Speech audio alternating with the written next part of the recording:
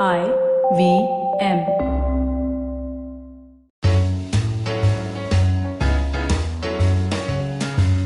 Hi, I'm Satyajit. Hi, I'm Rachita. Welcome to Paperback by the Open Library Project. We have as our guests today Aditi Guha and Sandeep Ramesh. Aditi and Sandeep are storytellers and travelers. Aditi discusses Eat, Pray, Love, and Sandeep shares what stood out for him in the book Sapiens in the first half of the episode. In the second half, we discuss Artist's Way by Julia Cameron, Becoming by Michelle Obama, Outliers by Malcolm Gladwell, and The Siege by Adrian, Levy, and Cathy Scott-Clark. Happy listening.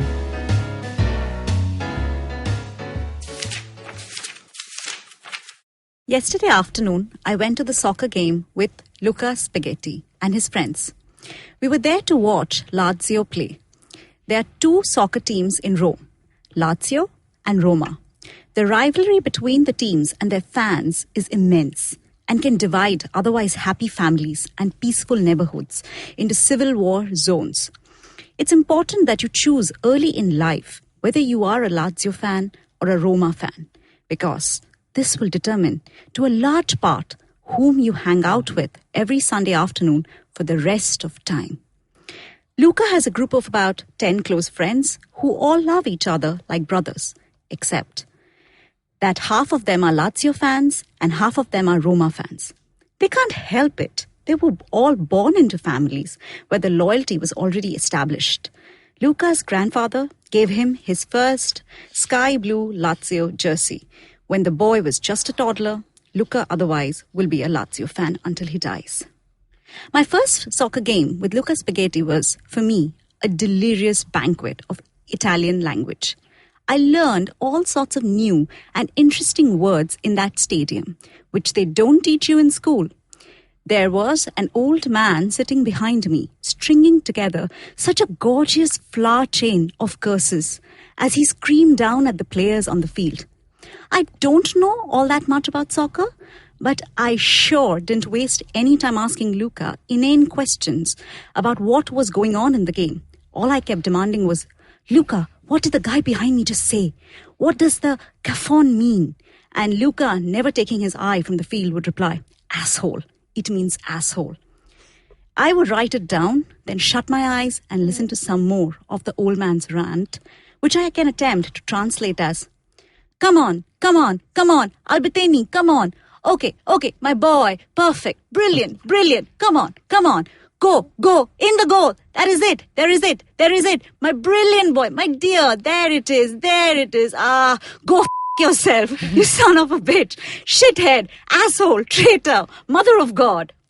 Oh, it was such an exquisite and lucky moment in my life to be sitting right in front of this man.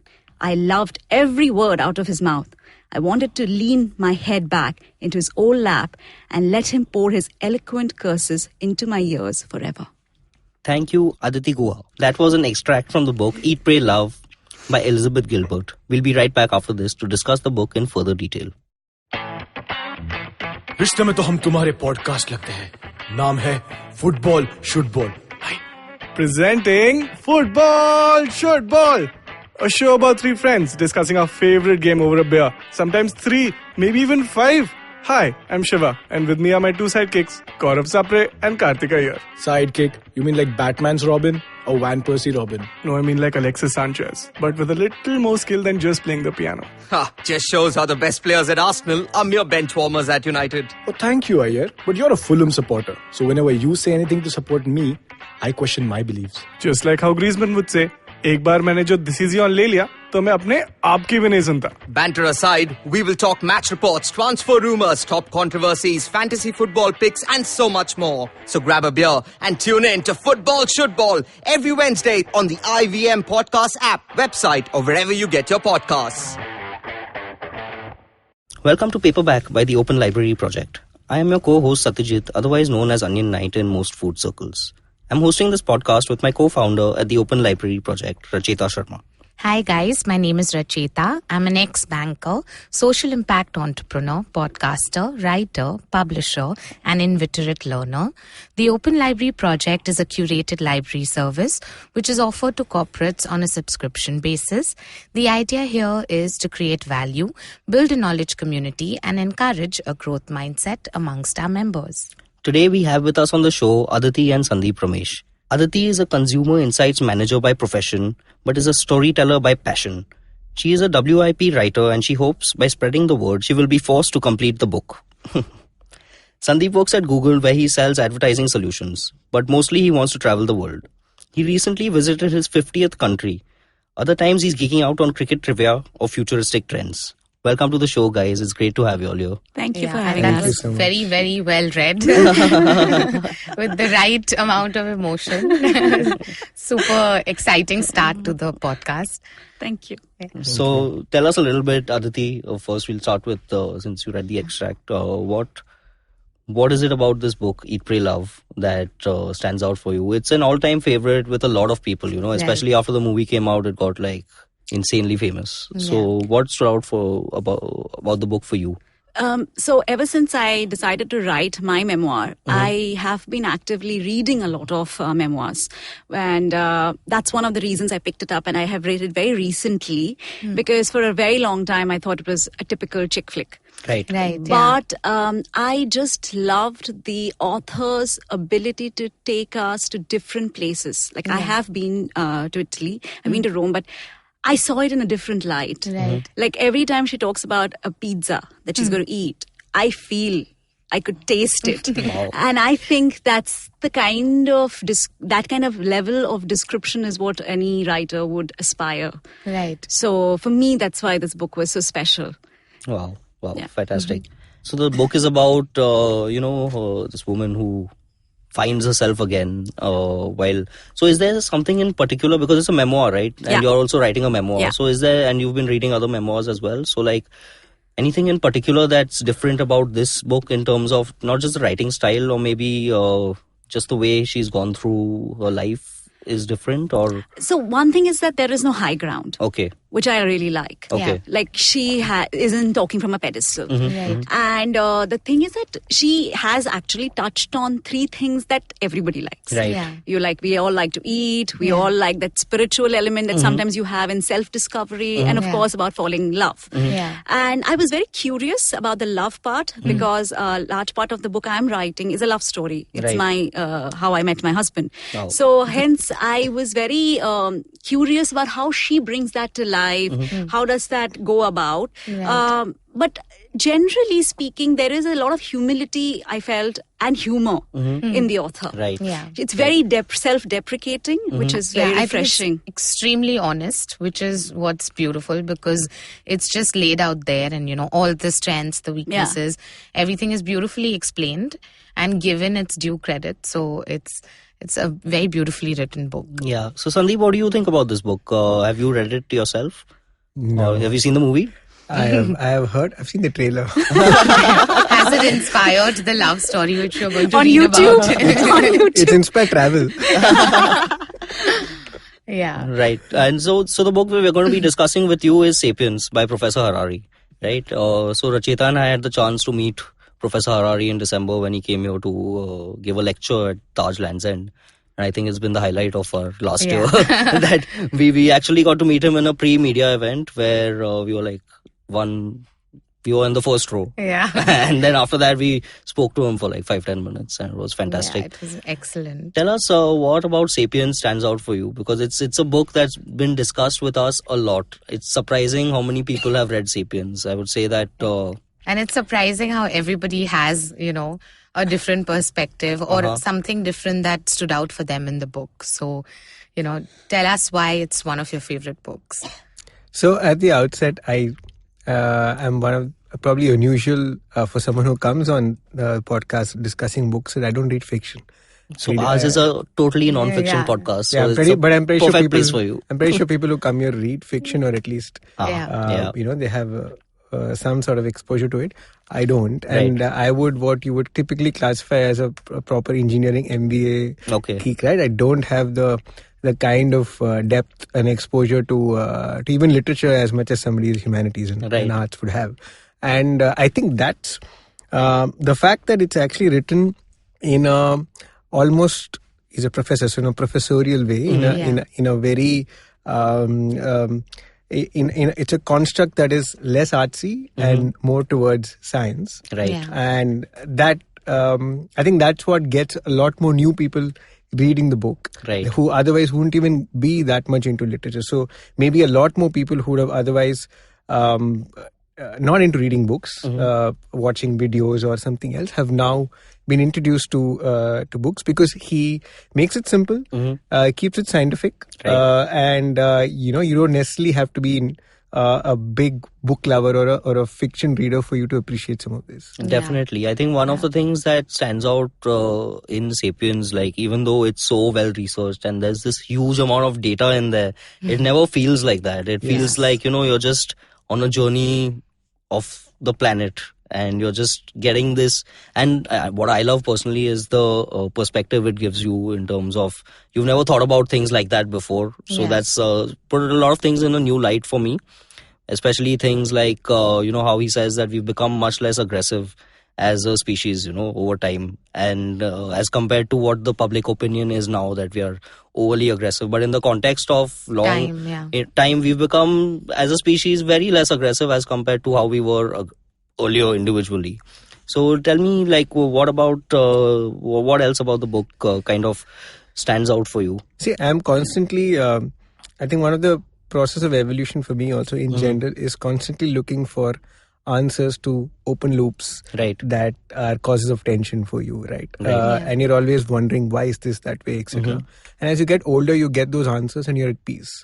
I think this accelerated that process for me significantly. For example, his entire description of the foragers, what we were before we became modern humans, and the fact that that is actually 90% of the time that is elapsed, which means that a lot of how we react and why we react can be traced back to how we were in that time. A lot of our food habits, the reason we crave carbs, the reason that our panic systems are aligned that way, the reason we stress so much, it just makes it simpler to understand, this is makes why we react the way we do.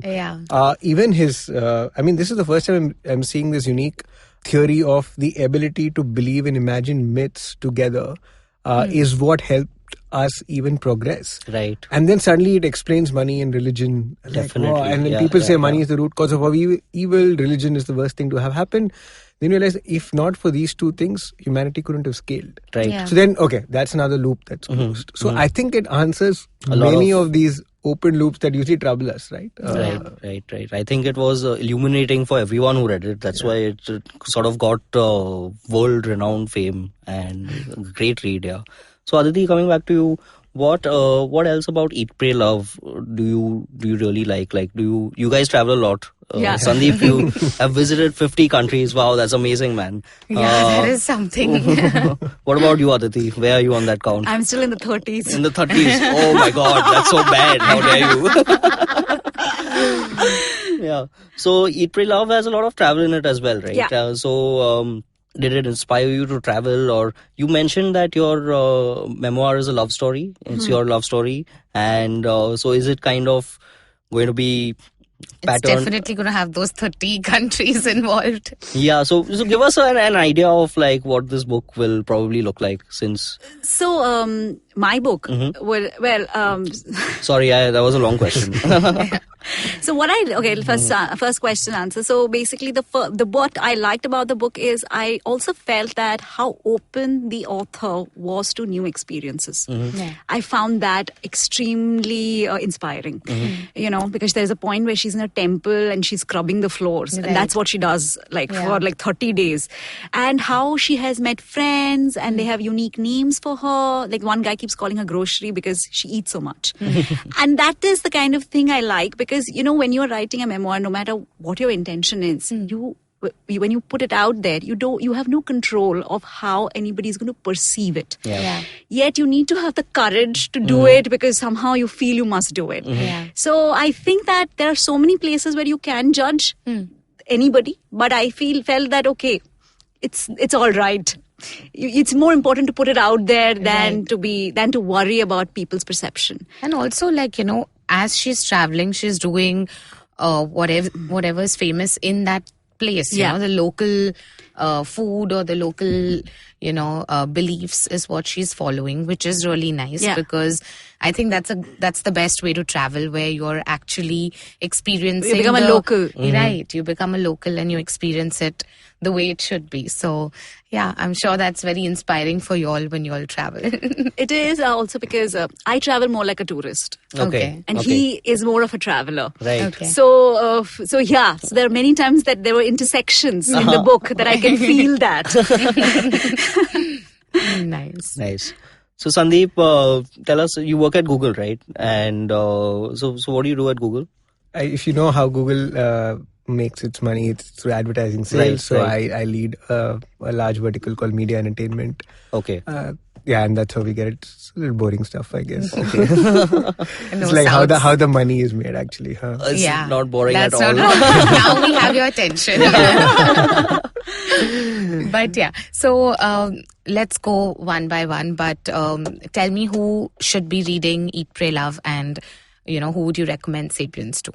I think Eat, Pray, Love is for anyone who is in the process of self-exploration, if somebody is also writing any kind of memoir.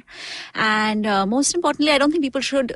I think a lot of guys think it's for girls. I was just going to ask, is it a book for girls? No, it's not. No, it's not. I really think that you can...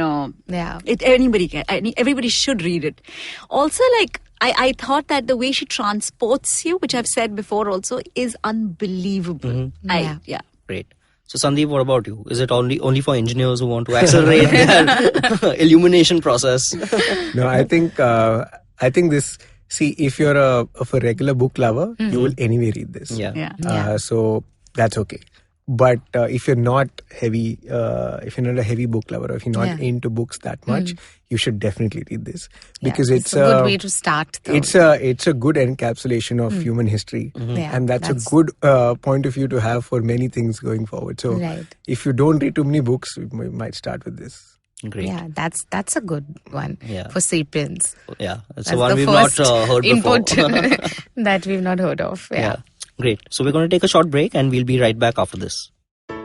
Hey everybody, welcome to another awesome week on the IVM Podcast Network. If you are not following us on social media, please do. We're IVM Podcast on Twitter, Facebook, and Instagram. I'd like to thank our sponsors for the week, Storytel and Intel. Sponsors make this stuff possible. Please shout out to them. Let them know that you appreciate them paying us money. Also wanted to remind you all that we have an audience survey going. The audience survey is only going to be up for another couple of weeks. And I'm frankly disappointed. Even though 3 times the number of you people are listening to us as the last audio survey, only half of you have filled it out. So come on, please get to it. ivmpodcast.com/survey. We want your opinion to matter when we decide what we're going to do in the future. And I'm sure you want yours to matter too. So please do fill out the survey.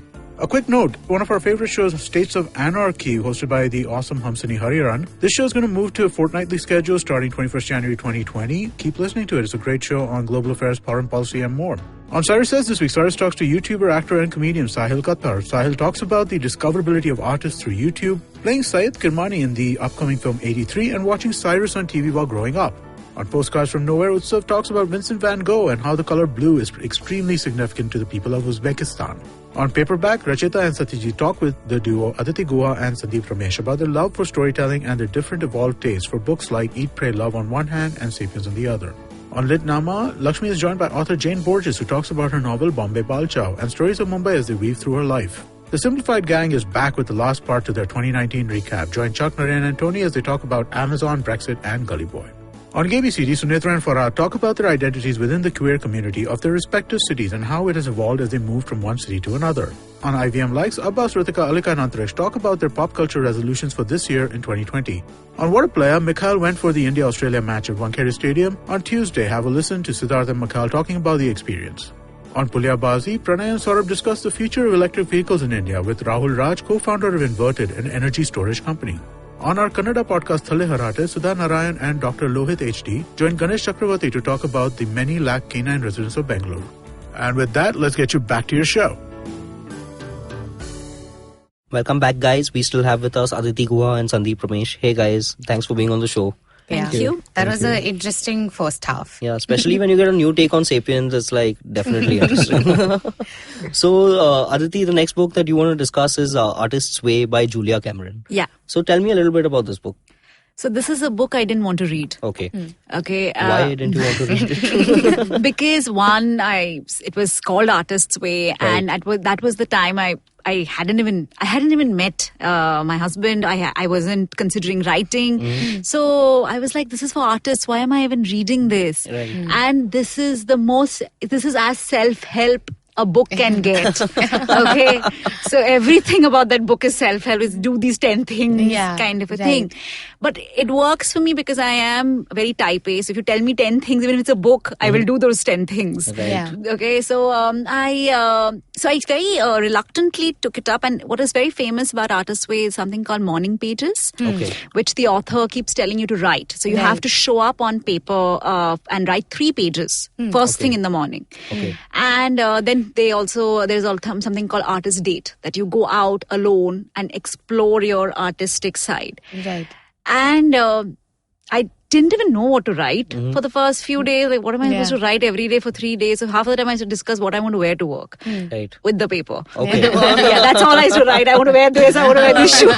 That's it. But it has been a revelation, because now for the last 4 years, every single day I write 3 pages. Wow, that's Wow. consistent and amazing. And it's an amazing thing where they're not be artist, but I think anybody and everybody has a creative bent. Right. You, like, for example, even the podcast that you guys are doing, it's creative in its nature. Yeah. It just connects you it really connects you with your subconscious. Julia Cameron is the ex-wife of Martin Scorsese.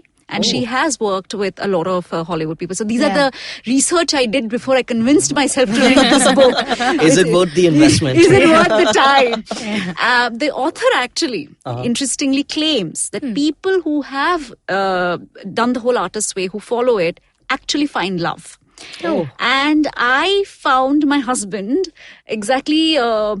I think 6 weeks into doing this book. So it's a good ad.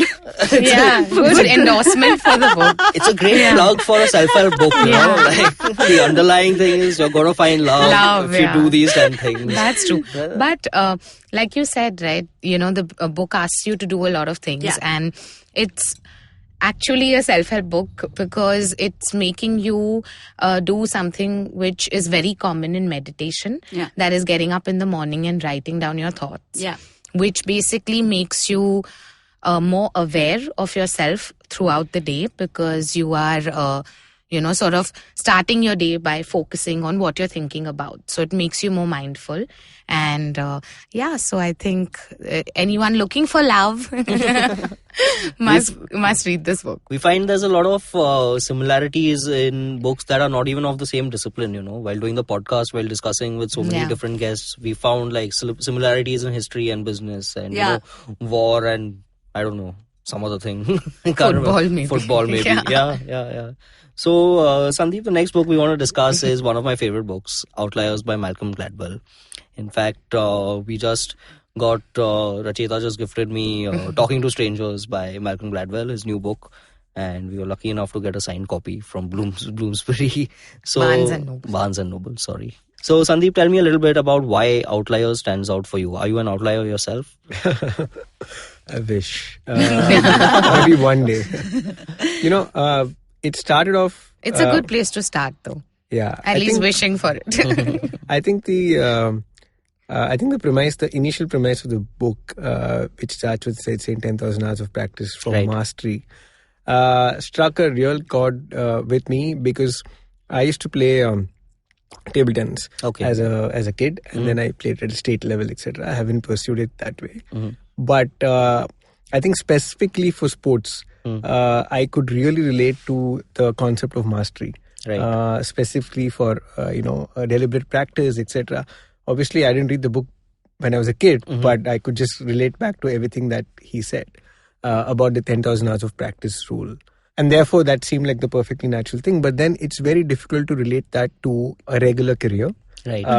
What is 10,000 hours of? Is it 10,000 hours of making decks, or is it 10,000 hours of making pitches? Right. Yeah. What 10,000 hours of data entry. Yeah. So it's a little difficult for people who are not in a single skill based thing. So maybe somebody who's cooking, or somebody who's a chef, or somebody who's an artist, or somebody who's a sportsman can Or somebody really who's relate a to it. writer who writes 3 pages every day is a lot of hours of practice.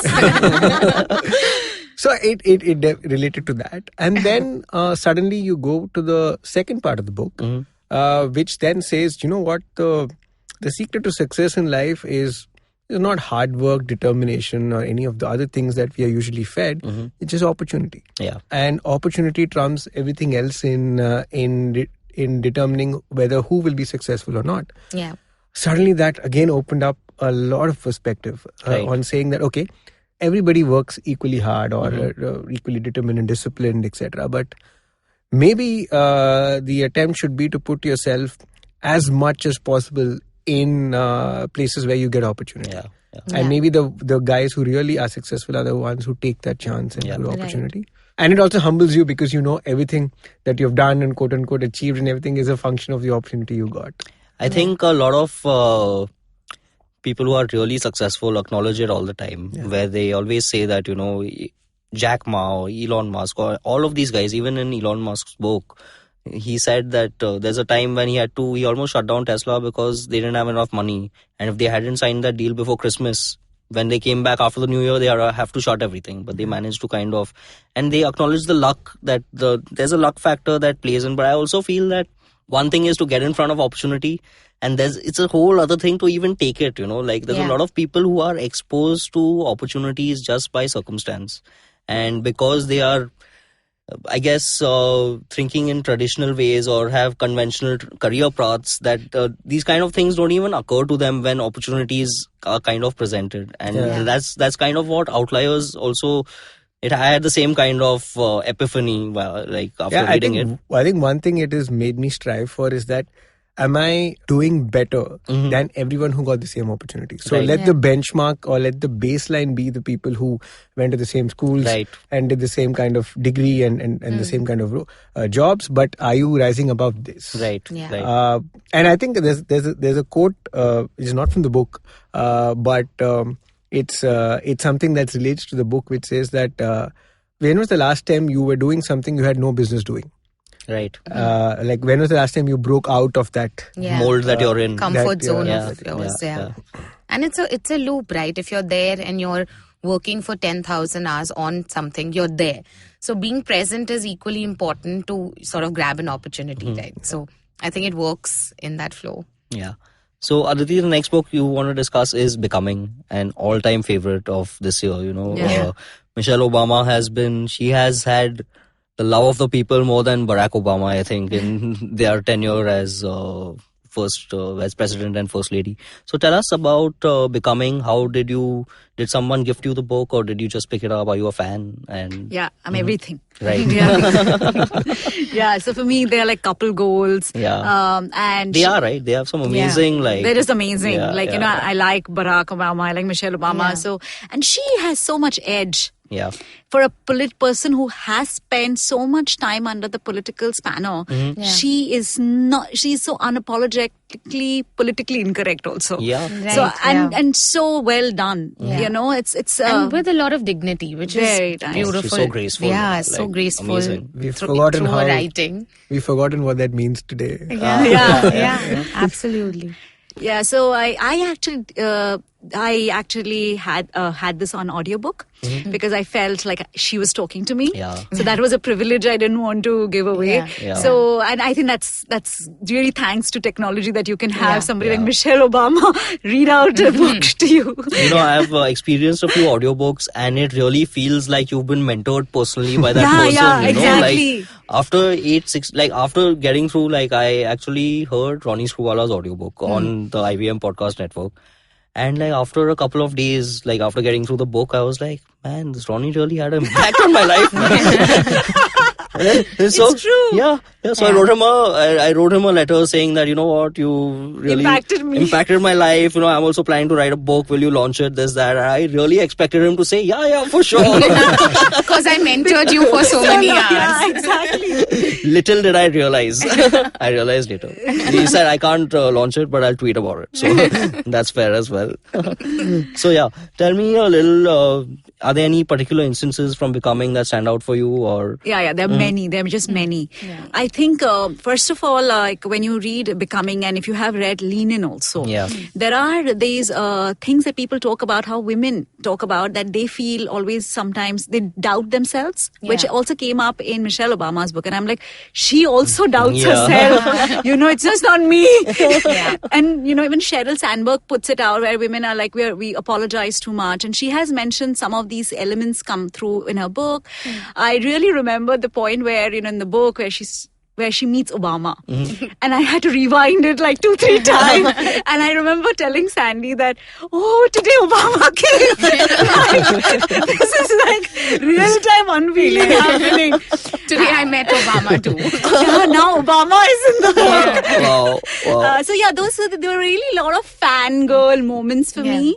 And I think there was this one point where she opens up about some difficulties in their marriage, especially because he was, they were having a little long distance at one point when he was the state's attorney.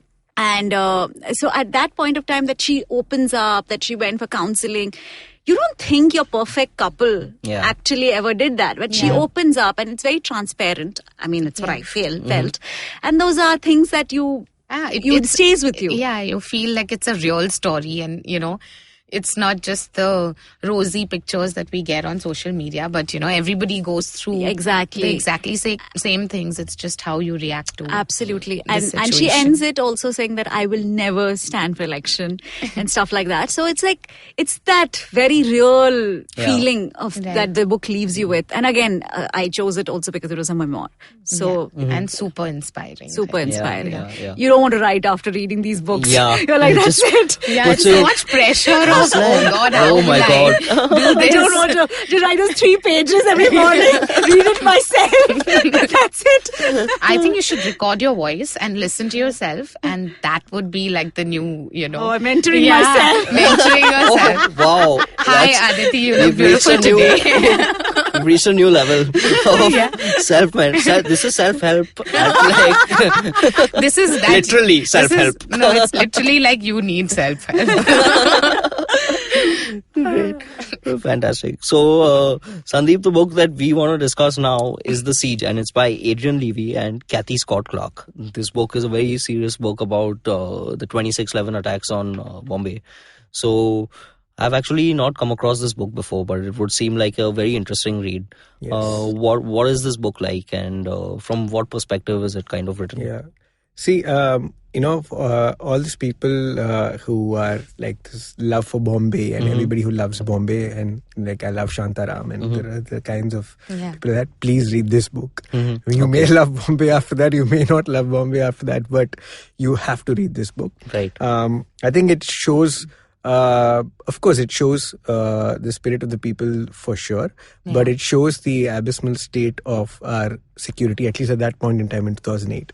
And it shows that this was an incident that was just waiting to happen. It says that the police in the beginning was so inadequately prepared that they weren't, and they were even, as soon as they heard that there were shooters on the run, the first thing that they had wanted to do was to escape themselves. And the commissioner couldn't find enough people to summon and barricade. There was not enough people because they just had lathis, right? So they are just concerned about, why am I going and putting myself in the line of fire for this job that pays me $6,000 per month, right, and makes me stay in a slum. So I think that really shook me, given that these are the people who are supposed to protect our city. But then the energy comes in, and then you feel, of course, the energy is the energy, and then the fact that the energy doesn't have a role to play, or doesn't have a base in Bombay. Now they do. At that time, they don't have a base in Bombay, so they have to be flown in from Chandigarh. And Chandigarh, they come to Delhi, and then they take a flight and come to Bombay. And then they don't have a vehicle to take the NSG commandos from the airport. So they take them in a best bus. What? The NSG commandos come from Chandigarh, Delhi to Bombay. They come to the airport and then they're escorted in a best bus. They come there. There's a lot of things that till 4 a.m. in the morning they couldn't find the last couple of shooters who had actually caused the maximum casualty. And no matter what they tried, they just couldn't find where these guys were hiding and shooting. And that's when they realized that the blueprint that the Taj had given them was not the official or the actual blueprint. The official blueprint did not have some constructions that had happened later. My God. They found this out. Then they found that, okay, can you get the actual blueprint? Then they found that they had actually made a dome that was different to what the actual blueprint was. They found that they were hiding in the dome. Wow. And then they had to blow. They couldn't go and shoot them. They had to blow the dome open. And I'm saying this in great detail because I think people need to know. And then in the morning at 4 a.m., they didn't have explosives. Mm-hmm. And this is to blow the dome. Blow the dome away. They had to wait for explosive whatever, and they had to do it now. And this is where it blows my mind. At 4 a.m. in the morning, the only place in the whole of the world where the NSG could get explosives was Chor Bazaar. No way. Went to Chor Bazaar, got explosives, came, blew open the dome. Those two guys died, and that's the first time that they got some offense or some advantage, strategic leverage to close this down. Otherwise, those two would have continued shooting down. And I'm sure it wasn't a coincidence that they were hiding in the dome. They must be perfectly aware that Taj has not, that's how well prepared they were and how unprepared, our force was to deal with the situation. And that's why you saw it blowing up, right? Yeah. Otherwise, they wouldn't have needed to blow up the dome, right? If they had sort of figured it out earlier itself. Wow. So it seems like we were all around in Bombay during when it happened, right? But it just seems like we are totally unaware. I think this is a great book, like you mentioned. This for is anyone, a must read for everyone in Bombay. Everyone who lives in Bombay. And especially because we got so many perspectives while it was happening, and media has their own stories to tell. So this would be a nice, an actual perspective. And it's very well researched. He has access to the CIA. Also, there's a lot of prelude into how the planning happened and how David Headley and how the CIA actually was aware of this, but they were so caught up with Osama at that point in time in Afghanistan that this was, India's security was not in the priority list for them. And, so that part also happens, but it just shows that at so many levels this could have been prevented. And at so many levels this could have been a significantly lesser casualty than it was. So great book to kind of like get a real understanding of what happened on that day, because I think a lot of us documentary in book style. I think a lot of us also who were there, like after it happened, we not sort of gone back and even thought about it. Of course, I think it was just so painful for everybody that we've tried to forget about. You find a lot of reasons to be despondent about the fact that our security system is so lax. But then when you read about Major Sandeep Unnikrishnan and the people who actually finally, with all these limitations, did what they did, you just feel proud again about the fact that there's somebody who is finally got to take the hit. And even the naval commandos also helped a lot. It's not just the NSG and the ATS, but the final Marine commandos also helped a lot. So tell us a little bit about your favorite authors before we end the show. Who is your favorite author? For the list of books he's written, it has to be Gladwell, I think even you mentioned, because I've read Blink, Tipping Point, Outliers. All of them. They're just revolutionary one after the other. I've read his bad ones also. And I'll read whatever he writes. So, right. Yeah, I think for just his prolific nature of churning out books one after the other. Consistently, yeah. What about you, Aditi? So from the non-fiction, it'll be Gladwell, because he actually writes a lot. So from fiction would be Agatha Christie right now, because I am trying to finish a lot of Poirot books. Oh, nice. But from a fiction, definitely Gladwell. Great. And you mentioned both of you all are storytellers, so where can we listen to your stories? YouTube. On YouTube. So go to YouTube and type Aditi Guha, or you can type Sandeep Ramesh. You will find a lot more stories on Aditi Guha, and a lot less on it. This plugin has been very successful. Great. So thank you very much for being on the show. Pleasure. It was great fun talking to you guys. I think we got it was a very interesting perspective. diverse, we went through a lot of genres of books. So, yeah, definitely. And a big thank you to all our listeners. You can follow the Open Library Project on LinkedIn, Instagram, and Facebook for latest updates on our events. And stay tuned for the next Paperback podcast on IVM Podcasts. Happy reading. You can follow IVM Podcasts on Facebook, Instagram, and Twitter at IVM Podcasts. Listen to Paperback on the IVM Podcast app, website, or wherever you listen to podcasts.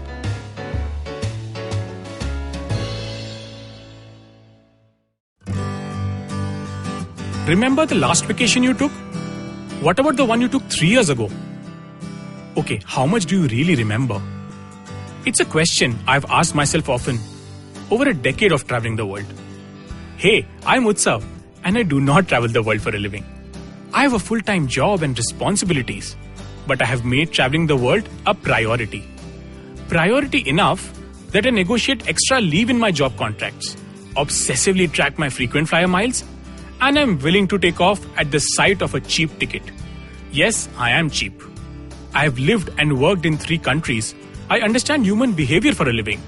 And these experiences have given me unique insights into places, people, and culture.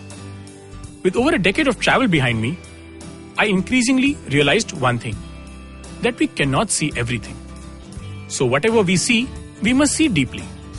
Because as the film of memory decays, the imprints which will stand the test of time are the ones felt by the immersion of the senses, not by fleeting encounters with them. Postcards from Nowhere is an immersion into the world of slow travel, one story at a time. Tune in every Thursday on the IVM Podcasts app, website, or wherever you get your podcast from.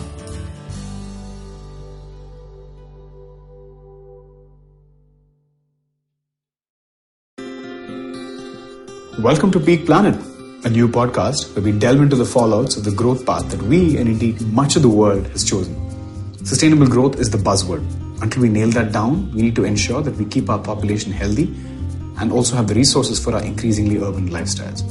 I'm Karthik Ganesan, a researcher at the Council on Energy, Environment and Water, a Delhi-based policy research institute where for almost a decade we've been trying to explain and change the use, reuse and misuse of our resources. In the first season of Peak Planet, we take up air pollution, public enemy number 1 and an invisible one at that. Increasingly, the most important risk factor for adverse health outcomes, air pollution has become the most unwanted byproduct for aggressively growing economy. Over 4 episodes, we find out how prepared our systems are to deal with this crisis. You can catch the entire first season of Peak Planet out now on the IVM Podcasts app or website, or wherever you get your podcast from.